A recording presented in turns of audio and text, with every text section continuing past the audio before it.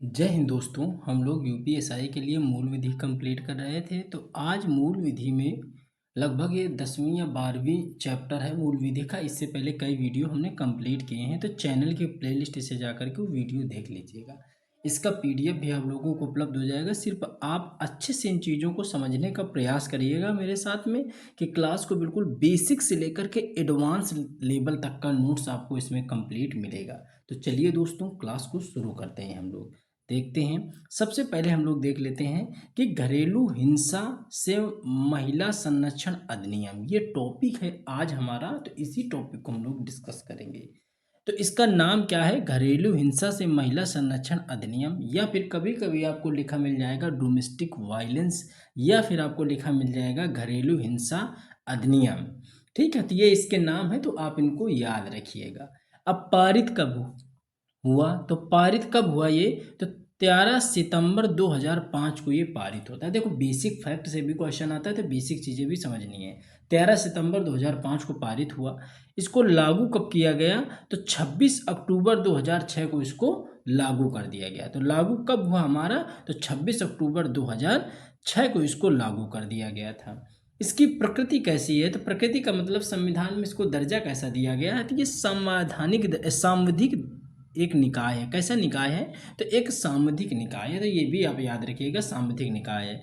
संशोधन की बात करें तो अभी तक इसमें कोई भी संशोधन नहीं दर्ज किया गया, यानी जीरो संशोधन इसमें है। धाराएं इसमें टोटल 37 धाराएं हैं। इसमें अध्याय की बात करें तो 5 अध्याय हैं। कितने? 5 अध्याय। तो ये बेसिक है, बिल्कुल आपको दिमाग में होना चाहिए। कब लागू किया गया, कब पारित किया गया, कितनी धाराएं, कितने अध्याय, संशोधन इसमें हुआ या नहीं हुआ, ये सांविधिक है, संवैधानिक है, गैर संवैधानिक है, या राजनीतिक है, या किस तरीके की संस्था है, तो ये भी आपको पता होना चाहिए। अध्याय इसमें कितने? 5 हैं। उद्देश्य क्या होता है इसका? तो उद्देश्य होता है कि घरेलू स्तर पर हिंसा या प्रताड़ना से महिला को सुरक्षा प्रदान करना इस अधिनियम का मुख्य उद्देश्य है, इस अधिनियम का मुख्य टारगेट है। तो आई होप ये जो हमने आपको बेसिक फैक्ट बताए घरेलू हिंसा अधिनियम 2005 के, ये आपने अच्छे से इनको अच्छे से समझा, अच्छे से चीज़ें आपने पढ़ी। बिल्कुल आप इसी तरीके से इसको याद करिएगा जिस तरीके से हमने यहाँ पे लिखने का प्रयास किया है, वरना आप भूलेंगे बहुत इसमें।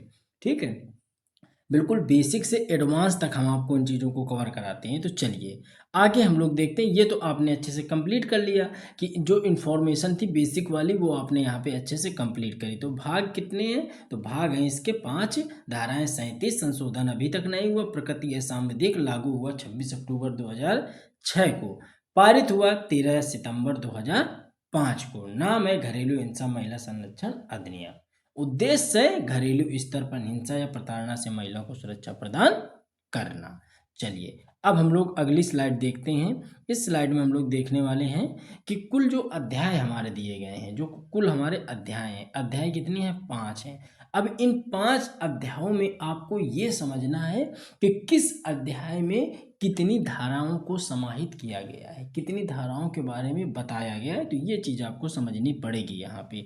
जैसे जो पहला अध्याय है उसको प्रारंभिक अध्याय कहा गया, दूसरा को घरेलू हिंसा कहा गया, तीसरा को संरक्षण अधिकारियों, सेवा प्रदाताओं आदि की शक्तियां और कर्तव्य के बारे में, चौथा में अनुतोषों यानी उसी को तृप्ति कहा जाता है, अनुतोषों को तृप्ति कहा जाता है। तो तृप्ति के आदेश अभिप्राप्त करने की प्रक्रिया के बारे में है, और लास्ट जो अंतिम है प्रकीर्ण के बारे में बताया गया है। तो धारा जो 1 और 2 है वो प्रारंभिक में है, अध्याय 1 अध्याय में है, अध्याय 2 में है धारा 3, अध्याय 3 में है धारा 4 से लेकर के 11 धारा तक वर्णन है, अध्याय 4 में है धारा 12 से लेकर के 29 तक, और अध्याय 5 में है धारा 30 से लेकर के 37 तक। तो आपके लिए जो बिल्कुल जहाँ से क्वेश्चन बनने की बिल्कुल प्रोसेस है, जहाँ से क्वेश्चन बनने की संभावनाएं हैं, वो है अध्याय नंबर 2। तो अध्याय नंबर 2 से क्वेश्चन आपसे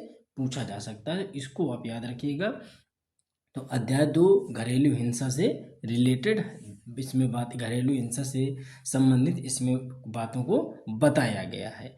चलिए, तो अगला हम लोग यहाँ पे देख लेते हैं कि अब हमारी कुल जो धाराओं के बारे में है, तो धाराओं के बारे में हम लोग यहाँ पे अच्छे से देख लेते हैं कि धाराओं के बारे में क्या बातें बताई गई हैं मुख्य रूप से। तो धाराएं देखते हैं, तो हम लोग टोटल धाराएं हमारे पास 7 हैं, टोटल धाराएं हमारे पास कितनी हैं? तो टोटल धाराएं हमारे पास 37 है। हमने आपको नोट्स के हिसाब से पूरी धाराएं जितनी भी 37 की 37 धाराएं आपको बताई, लेकिन आपको अभी हम आपको यहाँ पे बताएंगे कि कौन सी धारा आपको स्किप करनी, कौन सी धारा पढ़नी है। ठीक है, धाराएं आपको पूरी हमने एक तरफ से यहाँ पे कंप्लीट करवाई हैं। तो जैसे देखिए, धारा नंबर 1 है संक्षिप्त नाम, विस्तार और प्रारंभ, यानी कि इसके संक्षिप्त नाम के बारे में बताया गया। इसका विस्तार बताया गया कि जब इसको पारित किया गया, फिर जब इसको लागू कर दिया गया, तो पूरे देश में लागू है कि कुछ राज्यों में लागू है, कि किन राज्यों को इससे बाहर रखा गया है, तो आपको बता दिए संपूर्ण भारतवर्ष में ये लागू है, संपूर्ण भारतवर्ष में लागू है। कब लागू हुआ? तो 26 अक्टूबर 2006 को इसको लागू किया गया था। परिभाषाएं धारा 2 में है। धारा 3 जो है घरेलू हिंसा की परिभाषा से संबंधित है, ये आपको याद रखनी है, ये आपको याद रखनी है। ठीक है, ये आपको अच्छे से याद रखनी है। अगला देखते हैं, संरक्षण अधिकारी को जानकारी दिया जाना और जानकारी देने वाले दायित्वों का अपवर्जन है, वो धारा नंबर 4 में। हम आपको यहाँ पे इंगित करते जाएंगे, बताते जाएंगे, समझाते जाएंगे कि कौन सा आपको याद करना है। अब इसमें पुलिस अधिकारियों का सेवा प्रदाताओं और मजिस्ट्रेट के कर्तव्य के बारे में है धारा 5।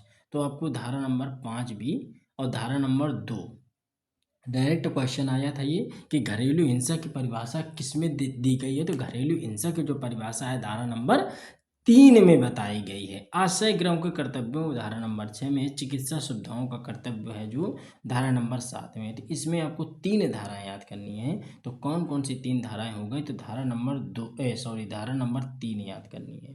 धारा नंबर 3 के बाद धारा नंबर 5 याद करनी है और धारा नंबर 7 याद करनी है। तो इस स्लाइड में आपको धाराएं 3 याद करनी है। चलिए, ये चीज़ तो आपने अच्छे से समझ ली, ये चीज़ आपने अच्छे से समझी। अब हम लोग देख लेते हैं अपना अगली धाराएं यहाँ पे दी हैं। तो उससे पहले कुछ चीज़ें समझ लो कि ये बैच से रिलेटेड जानकारी, अगर आपको इसका पूरा पीडीएफ नोट्स और कंप्लीट इसका जीएस के जो यूपीएसआई के लिए जितने भी मूल विधि और पॉलिटी जो भी जीएस के का रिलेटेड कंटेंट है, आप जीएस रिव्यू का एक ऐप डाउनलोड कर लीजिएगा। वहाँ पर जा करके आप फ्री टेस्ट भी दे सकते हो, सिलेबस वगैरह फ्री डाउनलोड कर सकते हो। किसी भी जो लेटेस्ट में भर्तियाँ चल रही हैं सबका सिलेबस मिल जाएगा।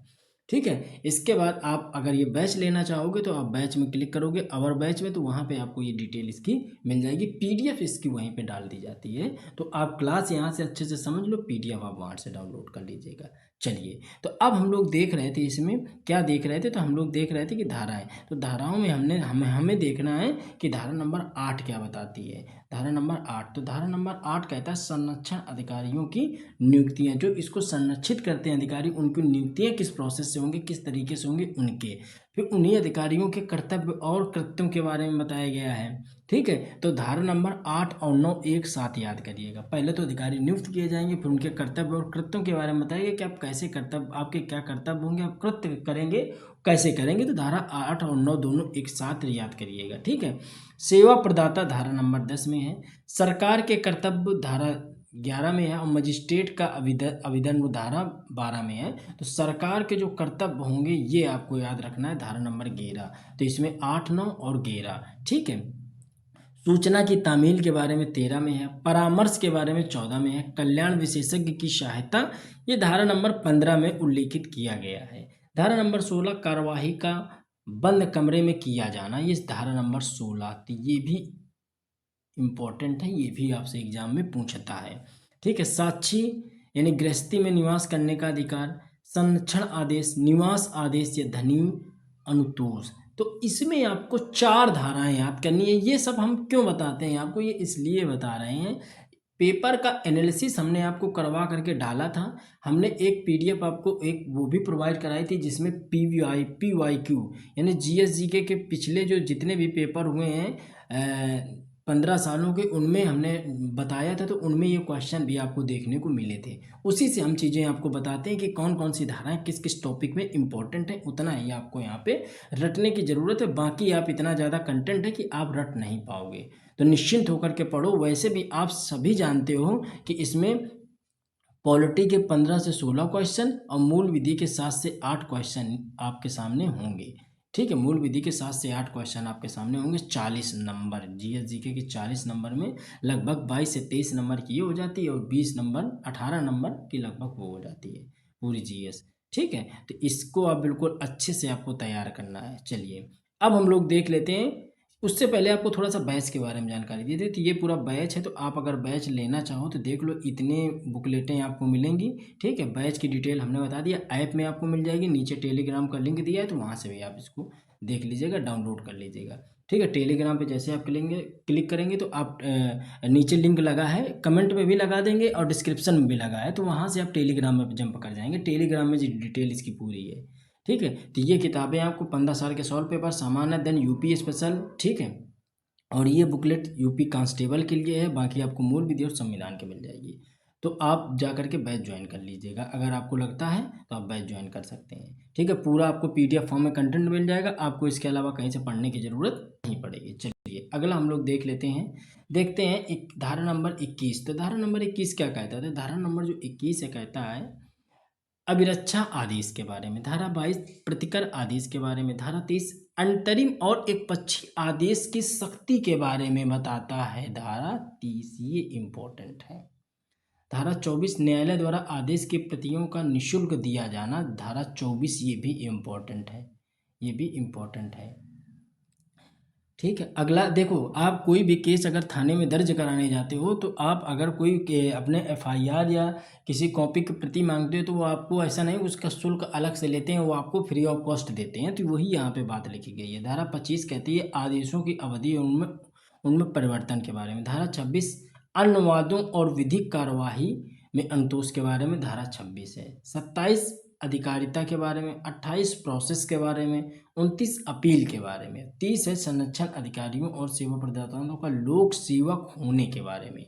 लोक सेवक होने के बारे में धारा नंबर बताती है 30। तो इसमें आपको धाराएं याद करनी है, लगभग 3 धारा इसमें याद करनी है, 3 धाराएं आपको लगभग इसमें याद करनी है। दोस्तों पूरी धाराएं मत रटिएगा, हम आपको पहले भी समझा रहे हैं कि इसमें पूरी धाराएं कभी नहीं पूछता है, सिर्फ कुछ ही धाराएं इंपॉर्टेंट हैं जिनसे आपसे आपके क्वेश्चन बनते हैं। चलिए अगला हम लोग देखते हैं, इसमें कि धारा नंबर 31 क्या कहता है। तो धारा नंबर 31 है प्रत्यार्थी द्वारा संरक्षण आदेश भंग करने के लिए शक्ति। 32 है संज्ञान और सबूत के बारे में, ये इंपॉर्टेंट है। 33 है संरक्षण अधिकारियों द्वारा कर्तव्यों का निर्वहन न करे जाने की शक्ति। ठीक है, अगला 34 है संरक्षण अधिकारियों द्वारा किए गए अपराध का संज्ञान, ये 34 नंबर धारा इंपॉर्टेंट है।